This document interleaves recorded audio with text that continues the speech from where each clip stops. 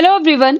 आज है 18 अगस्त और आज की इस क्लास में हम डिस्कस करेंगे 18 अगस्त से बनने वाले करंट अफेयर के सभी इंपॉर्टेंट क्वेश्चंस। प्रीवियस क्लास में हमने देखा था कि 15 अगस्त 2025 को भारत ने अपना 79 नंबर का स्वतंत्रता दिवस मनाया है। 2030 में जो भारत है ये कॉमनवेल्थ की मेजबानी के लिए अहमदाबाद को नॉमिनेट किया है। उल्ची फ्रीडम सैन्य अभ्यास अमेरिका और साउथ कोरिया के बीच में आयोजित किया जा रहा है। टाटो द्युति नामक जल विद्युत प्रोजेक्ट को मंजूरी दी गई है। अरुणाचल प्रदेश में डॉक्टर वे स्पेस इनका 80 की उम्र में निधन हुआ, जो कि हॉकी के प्रसिद्ध खिलाड़ी थे। अभी हाल ही में हिंदुस्तान जिंक लिमिटेड ये अंतरराष्ट्रीय खनन एवं धातु परिषद में शामिल होने वाली पहली भारतीय कंपनी बनी है। रिसेंटली किस राज्य में मीठे पानी के दो केकड़ों की प्रजाति की खोज की गई है? तो आंसर इसका हो जाएगा केरला में। इसके अलावा अभी हाल ही में उत्तर प्रदेश की विधानसभा में मॉनसून सत्र जो चल रहा है इसमें विजन 2047 पर 24 घंटे की जो ऐतिहासिक चर्चा है ये रही थी। इसके अलावा बाज आंख एंटी ड्रोन सिस्टम ये भी हाल ही में पंजाब ने लॉन्च किया है। इसके अलावा हाल ही में जो अमेरिकी स्पेस एजेंसी है नासा, इसका लक्ष्य वर्ष 2030 तक चंद्रमा पर परमाणु रिएक्टर स्थापित करना है।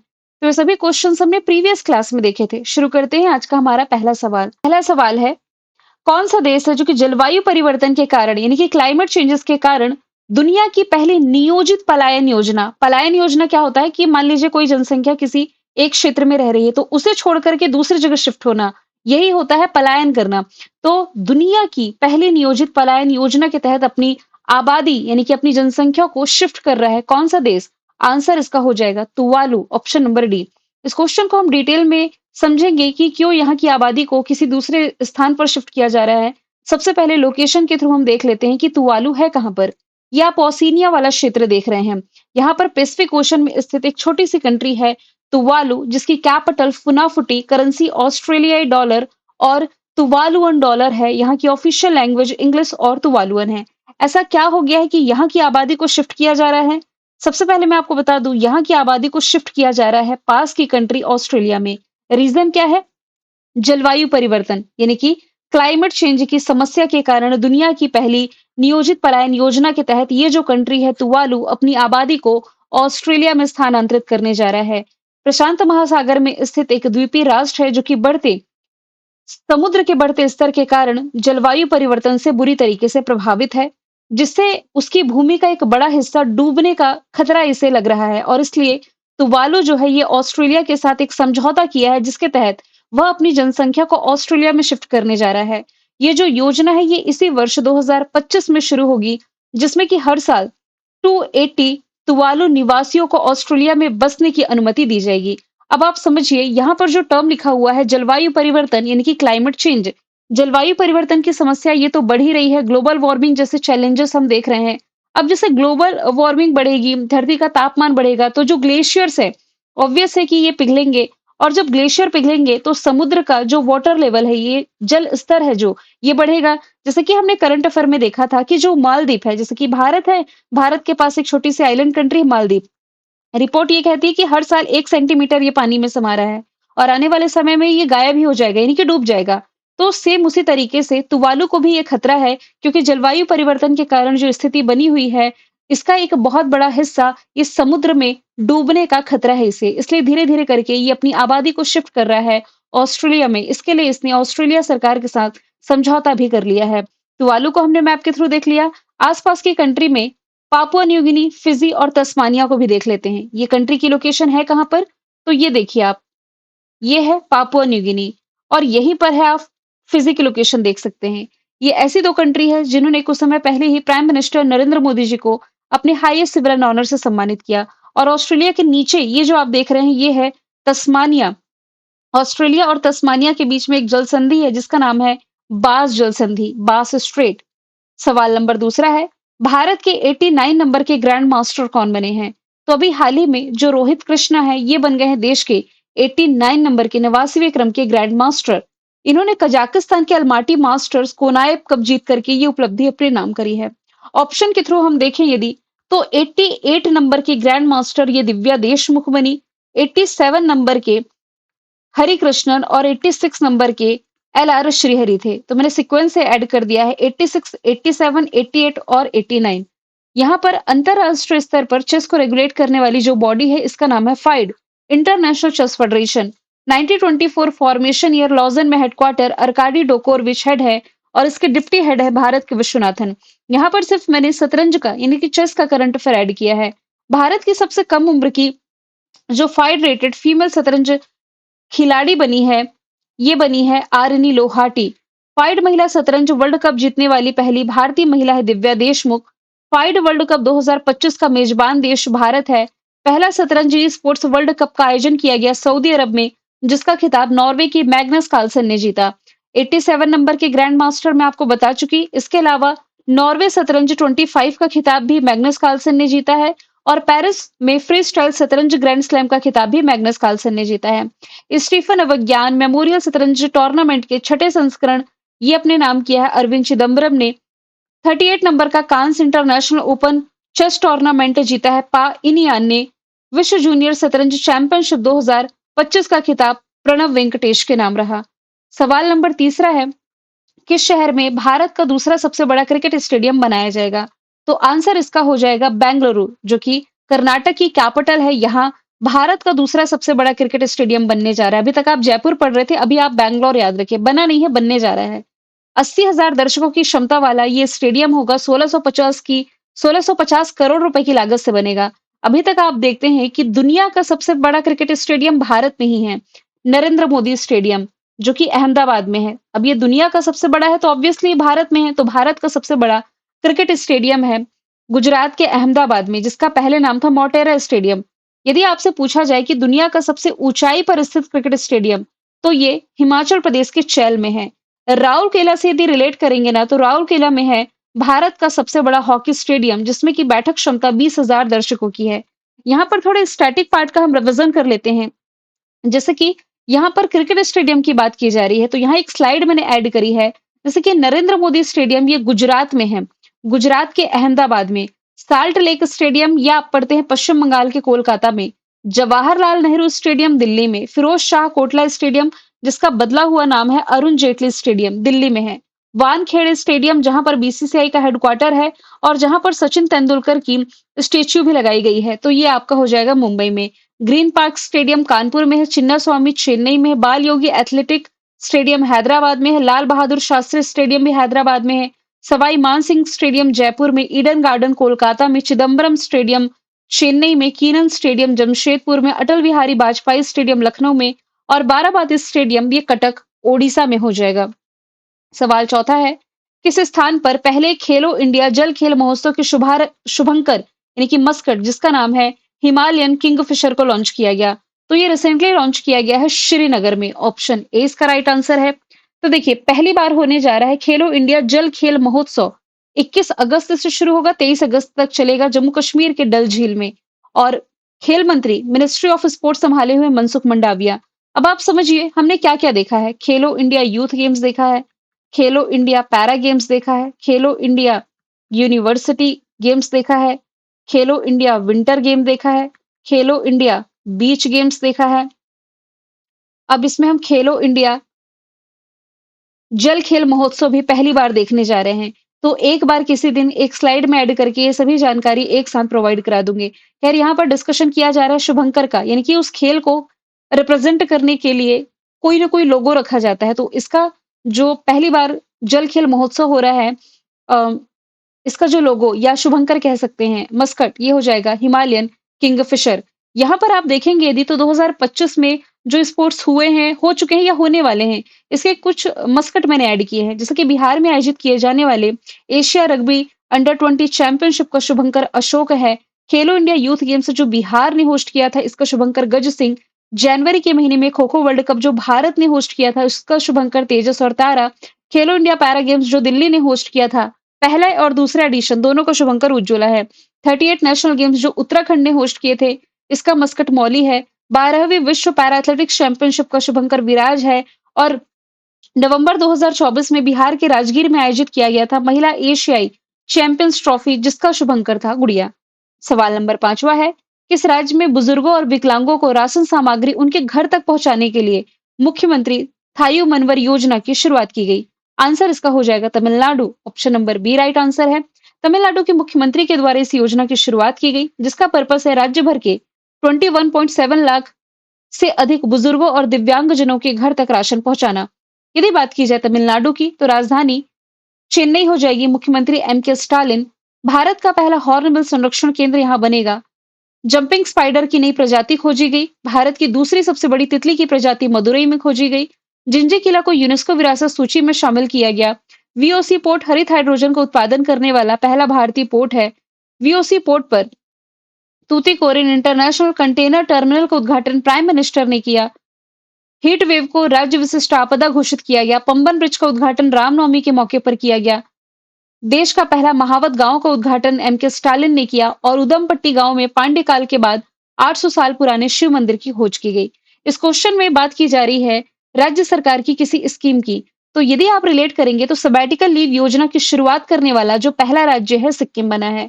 बिहार से रिलेट करेंगे तो एक तो ये देखिए कि जाति आधारित जनगणना शुरू करने वाला जो देश का पहला राज्य बिहार है। इसके अलावा कन्या विवाह मंडप योजना ये 2025 की स्कीम है, बिहार में शुरू की गई।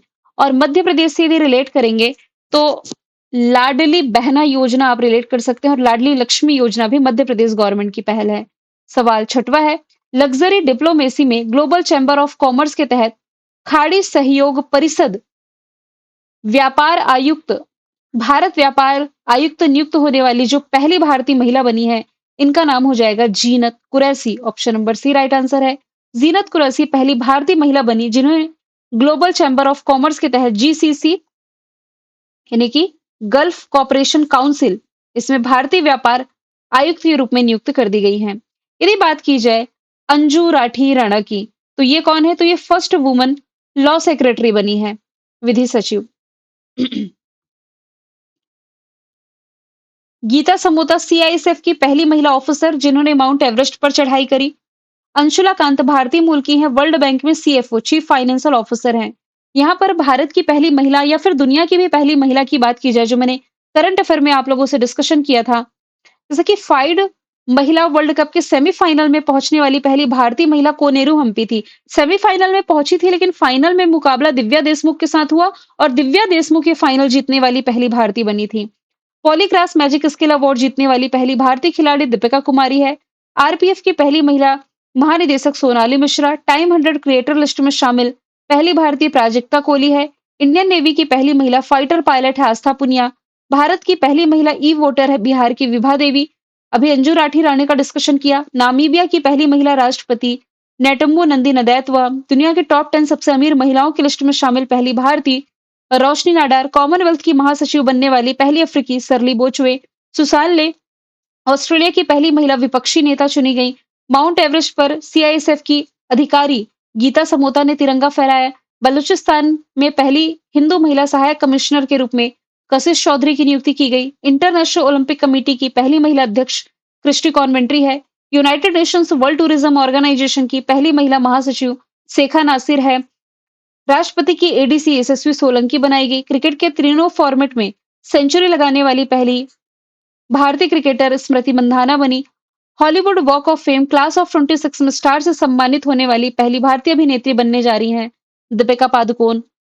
सवाल 7वां है, वन और वन्य जीव अपराध प्रबंधन प्रणाली हॉक HAWK इसकी फुल फॉर्म बनती है हॉस्टाइल एक्टिविटी वॉच कर्नल। इसकी शुरुआत करने वाला जो तीसरा राज्य बना है ये बन गया तमिलनाडु।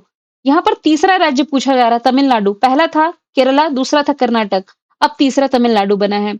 समझ लेते हैं, तमिलनाडु इस हॉक फैसिलिटी को शुरू करने वाला तीसरा राज्य बनने जा रहा है। इसके पहले ऑलरेडी केरल और कर्नाटक इसकी शुरुआत कर चुके हैं। अब ये हॉक है क्या? हॉक यानी कि हॉस्टाइल एक्टिविटी वॉच कर्नेल एक डिजिटल और इंटीग्रेटेड प्रणाली है जिसे वन और वन्यजीव अपराधों की निगरानी रखने के लिए, इसे ट्रैक करने के लिए और प्रबंधन के लिए डिजाइन किया गया है।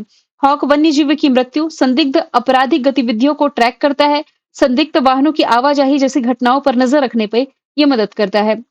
अब तमिलनाडु के फैक्ट ऑलरेडी हम डिस्कस कर चुके हैं। कर्नाटक की यदि बात की जाए तो मृत्यु का अधिकार लागू करने वाला ये पहला राज्य है। केरला की यदि बात की जाए तो केरल के तो बहुत सारे फैक्ट हैं, जैसे कि स्कूलों में रोबोटिक शिक्षा को अनिवार्य करने वाला ये पहला राज्य है। इसके अलावा बिहार का भी हमने जस्ट फैक्ट देखा है, जाति आधारित जनगणना की शुरुआत करने वाला या डिजिटल वोटिंग की शुरुआत करने वाला? जो पहला राज्य दोनों का आंसर आप रिलेट करेंगे तो बिहार है। सवाल 8वां है, प्रधानमंत्री विकसित भारत रोजगार योजना को अभी हाल ही में लॉन्च किया गया 15 अगस्त जो मनाया गया ना इंडिपेंडेंस डे, इस मौके पर इस योजना की घोषणा प्राइम मिनिस्टर नरेंद्र मोदी जी ने की है, जिसके तहत निजी क्षेत्र में यानी कि प्राइवेट सेक्टर में पहली नौकरी पाने वाले किसी भी युवा को सरकार कितने रुपए देगी? तो ये 15,000 रुपए। इसके पहले 15 लाख वाली स्कीम भी हम सुन रहे थे, लेकिन कितने लोग इसके लाभार्थी बने हैं, इसकी सच्चाई आप सभी जानते हैं। तो प्रधानमंत्री विकसित भारत योजना के तहत प्राइवेट सेक्टर में पहली नौकरी पाने वाले युवाओं को 15,000 रुपए देंगे, ऐसी घोषणा मोदी गवर्नमेंट के द्वारा की गई है। इसके अलावा उन्हें रोजगार देने वाली कंपनी को भी सरकार की तरफ से प्रोत्साहन राशि प्रदान की जाएगी। यदि किसी को मिलती है तो जरूर अपडेट करें। सवाल नंबर 9वां है, नागालैंड के राज्यपाल का एडिशनल चार्ज किसने संभाला है? तो नागालैंड के राज्यपाल अभी तक ला गणेशन थे, लेकिन मणिपुर के जो राज्यपाल है ना अजय कुमार भल्ला, ये अब नागालैंड के भी राज्यपाल का एडिशनल चार्ज संभालेंगे। राष्ट्रपति द्रौपदी मुर्मू जी के द्वारा इसकी नियुक्ति कर दी गई है, इनकी नियुक्ति की गई है। राज्यपाल का जो पद है ये कनाडा के संविधान से लिया गया है। 2 या 2 से अधिक राज्यों के लिए एक राज्यपाल की नियुक्ति की जाती है 7वें संविधान संशोधन 1956 के तहत। अशोक गजपति राजू ये करंट का फैक्ट है, गोवा के नए राज्यपाल बने हैं। असीम कुमार घोष हरियाणा के नए राज्यपाल बने हैं। मंगू भाई छगन भाई पटेल है मध्य प्रदेश के राज्यपाल। यहाँ पर मैंने सभी राज्यों के और राज्यपालों की लिस्ट ऐड करी है। वैसे अपडेट कर दिया है मैंने, यदि बाय मिस्टेक किसी का आगे पीछे होगा ना तो आप कमेंट बॉक्स में बता देंगे, मैं पिन कर दूंगी। जैसे कि अरुणाचल प्रदेश के राज्यपाल केटी परनायक है, त्रिपुरा के इंद्रसेना रेड्डी है, नागालैंड के अभी जस्ट हमने देखा अजय कुमार भल्ला जो मणिपुर के थे वही नागालैंड का संभालेंगे। मिजोरम के वीके सिंह ये जनवरी के महीने में बनाए गए। हिमाचल प्रदेश के शिव प्रताप शुक्ल, उत्तराखंड के गुरमीत सिंह, पंजाब के गुलाब चंद कटारिया, हरियाणा के असीम कुमार घोष, उत्तर प्रदेश के आनंदीबेन पटेल, कर्नाटका के थावर चंद गहलोत, गोवा के अशोक गजपति राजू, केरला के राजेंद्र विश्वनाथ हार्लेकर, अब्दुल नजीर है तमिलनाडु के, आंध्र प्रदेश के जिष्णुदेव वर्मा है, तेलंगाना के आर एन रवि है, ओडिशा के हरिबाबू कंबलपति, मध्य प्रदेश के मंगू भाई पटेल, छत्तीसगढ़ के रेमंडेका, राजस्थान के हरिभाऊ बागड़े, गुजरात के आचार्य देवव्रत, महाराष्ट्र के सीपी राधाकृष्णन, मेघालय के सी एच विजयशंकर, सिक्किम के ओम प्रकाश माथुर, बिहार के आरिफ मोहम्मद खान, झारखंड के संतोष गंगवार, पश्चिम बंगाल के सीवी आनंद बोस, असम के लक्ष्मण प्रसाद आचार्य है। मैं फिर से कह रही हूँ, एक बार इसे चेक कर लेंगे, मतलब मैं खुद भी एक बार और इसे चेक कर लूंगी। यदि गलती से किसी राज्य के राज्यपाल बदले गए हैं और मैंने अपडेट नहीं किया है तो वो मैं कमेंट बॉक्स में कर दूंगी। सवाल 10वां है, टॉप ब्रांड 2025 वैश्विक ब्रांडों की जो लिस्ट जारी की गई इसमें कौन सी कंपनी टॉप पर है? अभी चाइना के शेनज़ेन में 19वें नंबर की चाइना ब्रांड फेस्टिवल का जो आयोजन किया गया है, इसमें टॉप ब्रांड यूनियन ने टॉप 500 ग्लोबल ब्रांड की लिस्ट जारी की, जिसमें कि माइक्रोसॉफ्ट को इसने टॉप पर रखा है। माइक्रोसॉफ्ट इसका फॉर्मेशन ईयर 1975 है। बिल गेट्स और पॉल एलन ने मिलकर के इसकी स्थापना करी थी। दूसरे स्थान पर एनवीडिया कंपनी है, तीसरे स्थान पर एप्पल है, चौथे स्थान पर अमेज़न और पांचवें स्थान पर गूगल की पैरेंट कंपनी अल्फाबेट है। अच्छा, एप्पल ने अपना पहला स्टोर भारत में ओपन किया था बांद्रा कुर्ला कॉम्प्लेक्स मुंबई में। दुनिया का सबसे बड़ा डेटा सेंटर है गूगल का, लेकिन अब ये भारत में बनने जा रहा है रिलायंस इंडस्ट्रीज लिमिटेड के द्वारा जामनगर में। गूगल के सीईओ सुंदर पिचई हैं, जो कि भारतीय मूल के हैं। अमेज़न दुनिया की सबसे बड़ी ई-कॉमर्स कंपनी जिसके मालिक जेफ बेजोस हैं, हालांकि इसके सीईओ एंडी जेसी है। सवाल 11वां है, अभी हाल ही में जो इंडिपेंडेंस डे मनाया गया 79 स्वतंत्रता दिवस के मौके पर पूछा जा रहा है अमेरिका के किस शहर में भारतीय तिरंगा फहराया गया? तो यहाँ पर आंसर लिख दिया गया है, इसे थोड़ा मैं मॉडिफाई करूंगी। सिएटल अमेरिका में भारतीय तिरंगा फहराया गया है। 605 फीट ऊंचे स्पेस नीडल पर जो इंडियन फ्लैग है ये फहराया गया। ऐसा पहली बार है जब किसी लोकप्रिय अमेरिकी स्थल पर किसी विदेशी राष्ट्र का ध्वज फहराया गया है। न्यूयॉर्क की यदि बात की जाए तो ये हडसन नदी के किनारे बसा हुआ है, अमेरिका का शहर है, जहां पर आप यूनाइटेड नेशंस का हेडक्वार्टर पढ़ते हैं। इसी न्यूयॉर्क शहर ने इसी साल 2025 में जो 14 अप्रैल का दिन है, इसे बी आर अम्बेडकर दिवस घोषित किया है।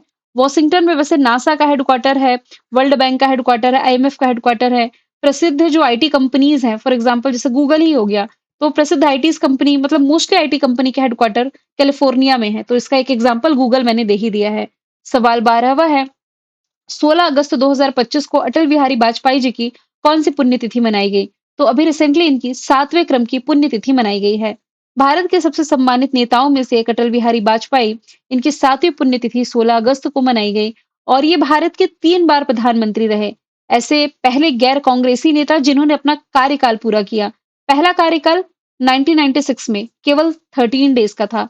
दूसरा कार्यकाल 1998 से 1999 तक केवल 11 महीने के लिए और तीसरी बार इन्होंने पूरा कार्यकाल पूरा किया 1999 से लेकर के 2004 तक।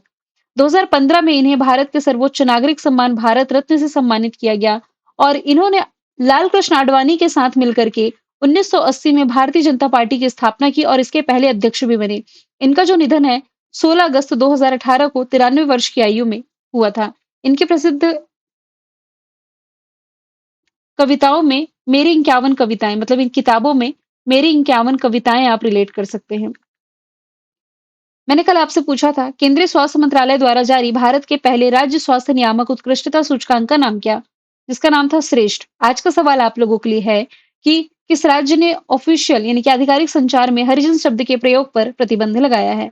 तो आंसर इसका जो भी आप कमेंट बॉक्स में बताइए। फिर हम मिलेंगे नेक्स्ट वीडियो में। Thank you so much.